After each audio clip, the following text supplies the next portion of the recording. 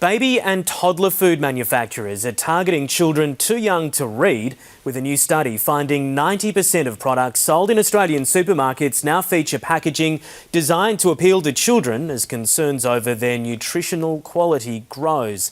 Dr. Daisy Coyle is a dietitian and senior research fellow at the George Institute, and she's with us in the studio this afternoon. Dr. Coyle, thanks for coming in. Tell us about these products. What do they look like when they're on the supermarket shelves? Yeah, so this research looked at changes in these child-appealing marketing techniques over the past 10 years. And by child-directed marketing techniques, we're talking about things like bright colours, squiggly fonts, pictures of cartoons, licensed characters, and these, smiling faces, things that really attract children.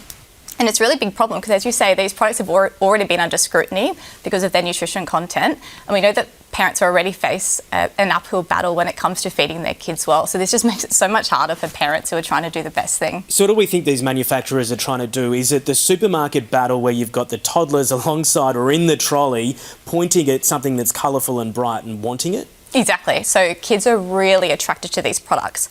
We're talking about kids under 3. They can't read. Most of them can't read or write. Companies know what they're attracted to, and it's these bright colours and the imagery that they're attracted to. So they're drawing kids in, captures their attention, and these products end up in the trolley. Parents are not intending to buy them, but they end up in their trolley because it's just so hard to say no when you're a busy parent just trying to make the right choice. You've got all the healthy things in there, but kids are like, Mum, Mum, Mum, Dad, Dad, Dad, I want it. Yeah, bananas and apples, they don't have the cartoons on them, do they? What concerns are there about the nutritional value of some of these products? Yeah, there are really big concerns about the nutritional quality of these foods.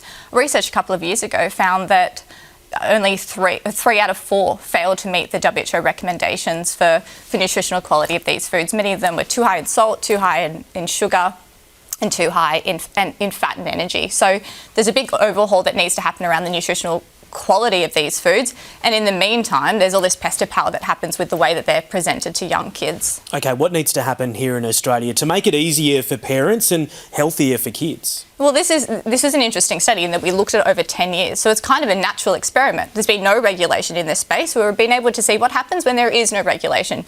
Do food companies voluntarily do the right thing? And no, it actually got worse over time. So what we're calling for is regulation.